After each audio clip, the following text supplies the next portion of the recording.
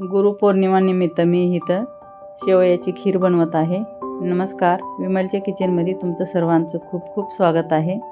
इथं मी 2 चम्मच तूप टाकले आणि ते थोडंसं गरम करून घेणार आहे। हे तूप वितळलेलं आहे। आता इथं हे सारे ड्रायफ्रूट मी काप करून घेतलेले आहेत। आपल्या आवडीप्रमाणे ड्रायफ्रूट टाकायचे आहेत। कमी जास्त तुम्ही करू शकता, एखादा नसेल तर तुम्ही स्किप करा। आता हे कलर चेंज होईपर्यंत आपल्याला ड्रायफ्रूट फ्राय करून घ्यायचे आहेत। तुम्ही तेलात किंवा तुपात करू शकता। हे बघू शकता, ह्याचा कलर चेंज झालेला आहे। आता हे काढून घेते एका प्लेटात किंवा वाटीत। जास्त आपल्याला कलर चेंज होऊ द्यायचा नाही, असेच करायचे आहेत। ते काढल्याच्या नंतर आता इथं मी शेवया टाकून घेणार आहे। शेवया हे त्याच तुपात आपल्याला चांगल्या खरपूस परतून घ्यायचे आहेत। सतत हलवत राहायचं शेवयाला।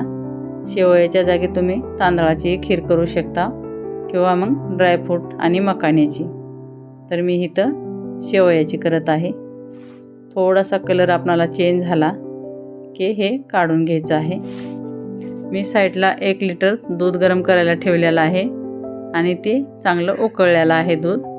आता हे ह्यास गॅसवर घेतलेलं आहे मी आणि हे गरम दूध आहे त्याच्यातच कमी गॅस करून ठेवले आणि हे शेवया टाकून घेणार आहे इथं। आता हे हलवून आपल्याला 5 ते 6 मिनिट शिजवून घेतल्याच्या नंतर इथं मी ड्रायफ्रूट टाकलेले आहेत। 4-5 मिनिट शिजवून घेतले, नंतर मी ड्रायफ्रूट टाकले। ड्रायफ्रूट टाकल्याच्या नंतर आपल्याला आणखी 4-5 मिनिट शिजवून घ्यायचे आहे। आता हे 10 मिनिट झालेले आहेत। आता इथं मी साखर टाकत आहे। साखर आपल्या आवडीप्रमाणे कमी किंवा जास्त करू शकता। आमच्या घरी जास्त गोड आवडत नाही म्हणून मी अर्धी वाटी साखर टाकलेली आहे। हे थंड झाल्याच्या नंतर ही थोडीशी घट्ट होती खीर, त्याच्यामुळं जास्त शिजवताना घट्ट करायची नाही। अशी थोडीशी पातळच ठेवलेली आहे। आता इथं 4 इलायची मी साखर टाकून कुटून घेतलेली आहे ते टाकते आणि त्यालाही व्यवस्थित मिक्स करून घेऊया। आता मी गॅस बंद केलेला आहे।